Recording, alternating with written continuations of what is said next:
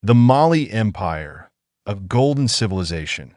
In the heart of West Africa, a beacon of civilization rose in the 13th century, the likes of which the world had rarely seen. The Mali Empire. Its legacy as a center of wealth, culture, and learning not only shaped Africa, but also influenced the global perception of power and prosperity.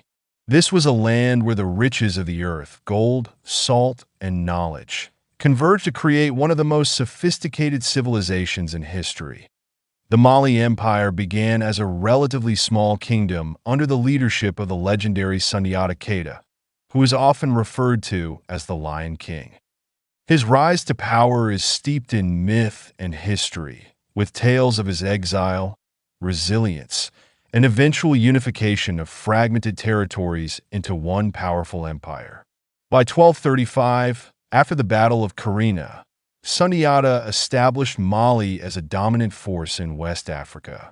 What made Mali truly exceptional was not just its territorial conquest, but its strategic positioning at the crossroads of trans-Saharan trade routes. These routes connected the riches of sub-Saharan Africa with the Mediterranean world, the Middle East, and beyond. Gold was the lifeblood of the empire. Mali was home to some of the richest gold mines in the world, particularly in Bambuck and Meroë. It is estimated that at the height of the empire, Mali controlled more than half of the world's gold supply. This immense wealth fueled not only the empire's economy, but also its reputation. The wealth of Mali became a global phenomenon, thanks largely to the legendary ruler Mansa Musa. In 1324, Mansa Musa embarked on a pilgrimage to Mecca that would cement his place in history. His caravan reportedly included tens of thousands of attendants, camels laden with gold, and provisions for the journey. Along the way, he distributed so much gold in Cairo that it caused a decade-long economic inflation, underscoring just how abundant Mali's resources were. But Mali's greatness extended far beyond material wealth. The empire became a hub of intellectual and cultural development, with Timbuktu emerging as its crown jewel. Timbuktu was not only a bustling trade center, but also a beacon of scholarship and education. The Sankore University and other centers of learning in the city attracted scholars from across Africa, the Islamic world, and even Europe. Manuscripts covering topics as diverse as astronomy, medicine, law, and theology were meticulously copied and preserved, creating an intellectual legacy that survives to this day. The famous manuscripts of Timbuktu are a testament to Mali's commitment to knowledge and culture. What set the Mali Empire apart was its governance. Sundiata Keita established a system of administration that balanced centralized authority with local autonomy. Provinces were governed by local rulers who pledged allegiance to the emperor, ensuring loyalty while respecting regional traditions and governance structures. This delicate balance allowed the empire to maintain stability across a vast and diverse territory, from the forests of modern-day Guinea to the deserts of northern Mali. The Mali Empire's influence also extended into social structures and daily life. Agriculture thrived along the fertile Niger River, providing sustenance for the empire's population and surplus for trade. Craftsmen and artisans, too, played a crucial role in the empire's economy, producing textiles, jewelry, and other goods that were highly sought after in trade networks. The society was stratified but functioned cohesively, with clear roles and responsibilities that supported the empire's prosperity. Religion was another cornerstone of Mali's greatness. Islam spread across the empire, brought by traders and scholars. However, traditional African beliefs coexisted with Islam, creating a unique religious and cultural tapestry. Mansa Musa's pilgrimage to Mecca was not just a display of wealth, but also a demonstration of the empire's Islamic identity. Mosques and madrasas were constructed across the empire, blending Islamic architectural styles with African aesthetics. Despite its glory, The Mali Empire eventually faced challenges that led to its decline. Internal strife, succession disputes, and external pressures from neighboring powers eroded the empire's strength. By the 16th century, the once mighty Mali Empire had fragmented into smaller states, but its legacy endured. The cultural, intellectual, and economic foundations laid by Mali influenced the development of subsequent West African empires, such as Songhai, and left an indelible mark on African and world history. The story of the Mali Empire is one of resilience, ingenuity, and vision. It stands as a testament to Africa's historical contributions to global civilization. Through its wealth, governance, and intellectual achievements, Mali not only rivaled the great empires of Europe, but also redefined the very notion of what it meant to be a global power in the medieval world. The Songhai Empire, Africa's intellectual and military powerhouse, the Songhai Empire, which succeeded the Mali Empire as the dominant force in West Africa, was one of the largest and most sophisticated civilizations in African history. At its peak in the 15th and 16th centuries, the Songhai Empire stretched across vast swaths of land, encompassing modern-day Mali, Niger, Nigeria, and parts of neighboring countries. More than just a territorial giant, Songhai was an intellectual, economic, and military powerhouse that rivaled the greatest European powers of the era.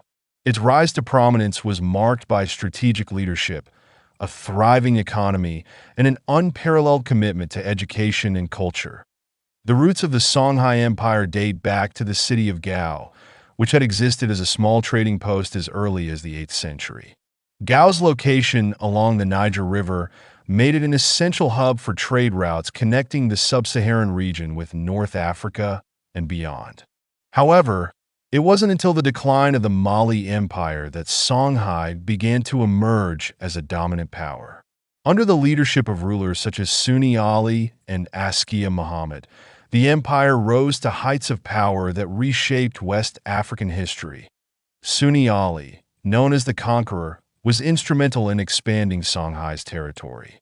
He was a brilliant military strategist who understood the importance of controlling trade routes and securing economic resources. Sunni Ali's army, known for its formidable cavalry and naval units, used innovative tactics to conquer cities like Timbuktu and Jin. These cities, already centers of trade and learning under Mali, became jewels in Songhai's crown.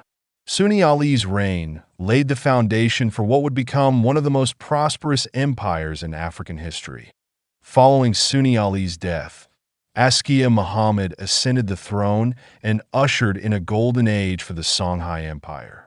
Askia was not just a warrior, but also a devout Muslim and visionary leader. He reformed the empire's administration, creating a centralized bureaucracy that allowed for more effective governance across vast and diverse territories. Governors were appointed to oversee provinces, and tax systems were streamlined to ensure the efficient collection of revenue. This administrative efficiency enabled the empire to thrive economically and maintain stability. Even during periods of external pressure, one of Askia Muhammad's most remarkable achievements was his commitment to Islam and education.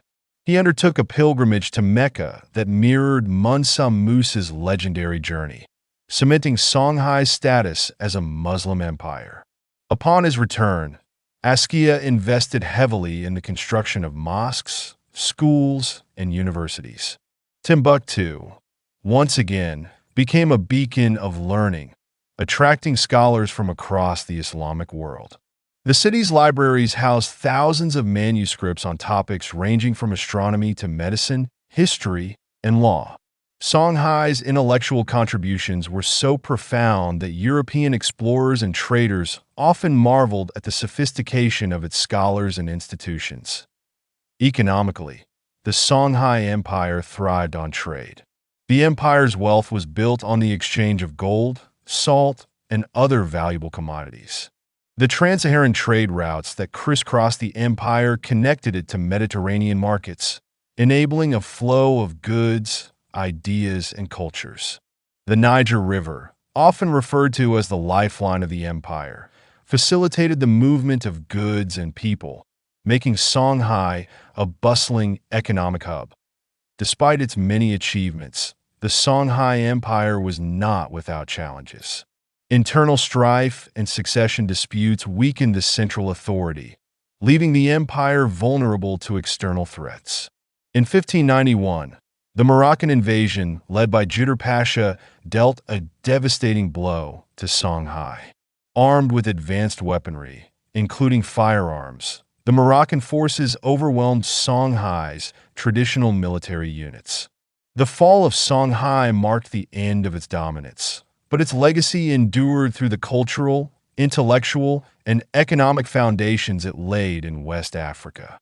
The Songhai Empire stands as a testament to Africa's historical significance in global civilization. Its achievements in governance, education, and trade rivaled those of contemporary European powers, challenging the narrative that Africa's history is one of perpetual underdevelopment. The story of Songhai is a powerful reminder of the continent's contributions to the world and its enduring legacy of resilience and innovation. The Great Zimbabwe, the mystery of the stone city in the southern regions of Africa, where the land meets the horizon in vast open savannas, stands one of the most enigmatic symbols of African history, Great Zimbabwe.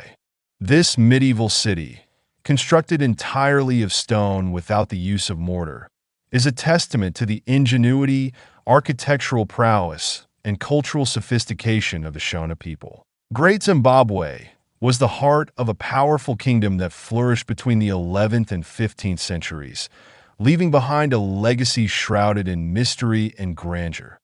The name Zimbabwe itself means House of Stone in the Shona language, a fitting description for a city built from carefully carved granite blocks. The ruins of Great Zimbabwe cover nearly 1,800 acres and include impressive structures such as the Great Enclosure, the Hill Complex, and various stone walls and towers. The Great Enclosure, with its massive walls standing over 30 feet high, is particularly awe-inspiring. Its construction required meticulous planning and engineering, demonstrating the advanced skills of the Shona builders. The origins of Great Zimbabwe are deeply intertwined with trade.